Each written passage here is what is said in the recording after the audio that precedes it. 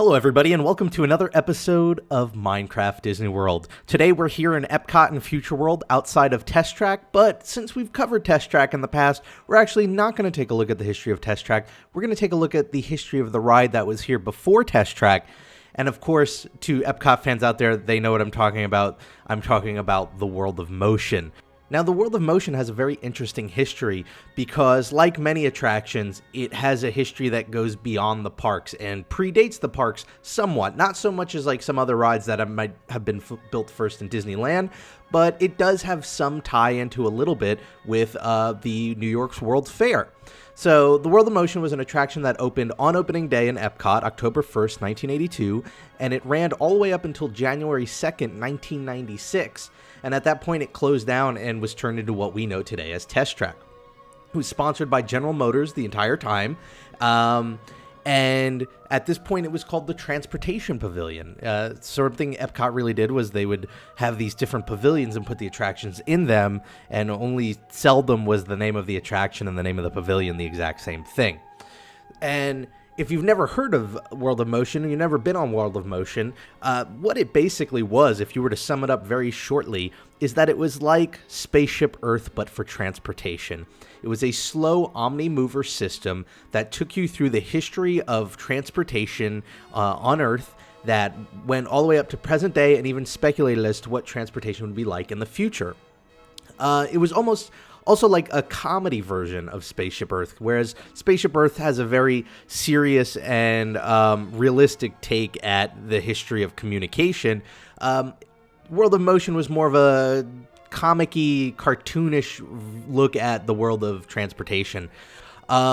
This ride itself was actually designed by Ward Kimball, who is like a legendary animator, and this was actually the only ride that he actually worked on. He was normally an animator, and Disney was very famous for taking people at his company and sort of cross-pollinating them with different roles, and you'd have animators working on the theme parks and people in the theme parks working on movies and things like that. And this was his one ride, and it's funny because if you know his animation, he's got a very great sense of humor, and this ride actually really had a good taste of that humor. And it would, for instance, they showed the Roman times where there are chariots and he had the used chariot salesman, or one of the great moments in transportation history that was featured was the world's first traffic jam. Stuff like that really gave it a lighter tone than to something like Spaceship Earth. So the Omnimover vehicles would house 4 to 6 people, and you'd go through these different scenes, and it would be sometimes split between audio animatronics, and sometimes it would just be projected sort of video effects, and it would just go from, our start as walking people to, the current day of highways and cars and jets and everything that takes us from point A to point B. And then, like most attractions at Disney, it had a post show. The finale of the attraction was this thing called Center Core, and it was this big metropolis that looked like it was always moving. And then you'd get off the ride and you'd be in something called the Trance Center, and similar to like the post show of Spaceship Earth, where it has all these little mini games and little exhibits on communication, this had that for transportation, and it was very much like a mini Innoventions. Now, this ride, like I mentioned, was sponsored by General Motors, and this is sort of where the World's Fair history kicks in. So during the New York's World Fair, Ford Motor Company hired Disney Imagineering to create a pavilion for their show, and it was really popular. It was actually the second most popular exhibit at the fair, and it featured 50 actual cars that were prototype cars, and as far as Disney history goes, it actually featured an early prototype of what would later be known as the People Mover system.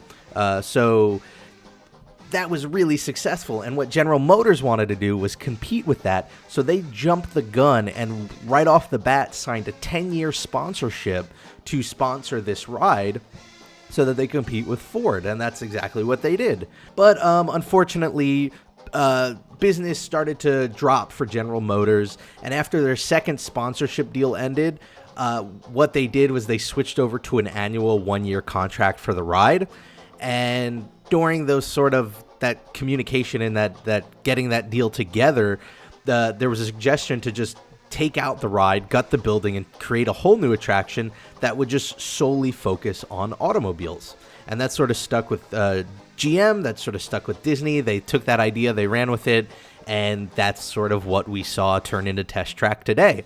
Now, if you go to Test Track today, you'll see that it's not sponsored by GM, it's sponsored by Chevrolet, but Chevrolet is owned by GM, so technically speaking, GM has been sponsoring this pavilion since the day Epcot opened. It's one of the few cases where that's actually what's happened.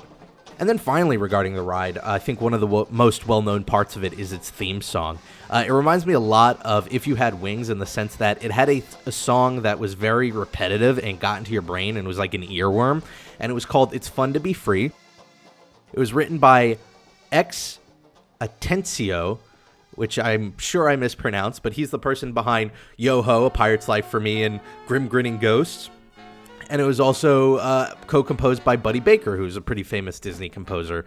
And what they did was they would play the song throughout the whole ride, but then they would change the tone of the ride for each scene so it sort of reflected that time period. So you'd have a version of It's Fun to Be Free that had more of like a classical sound for the Roman times, or more of like a modern sound for, you know, the 50s, 60s going forward. So it sort of took that same song but changed it a bit, and that allowed for it to not get overly repetitive and have that variety, but still stick there and, you know, get in your head, which is sort of what they wanted it to do. And if you think of songs like Yo-Ho or Grim Grinning Ghosts or It's a Small World, that's what they really excel at, is being memorable. Anyway, that's just a quick look at World of Motion.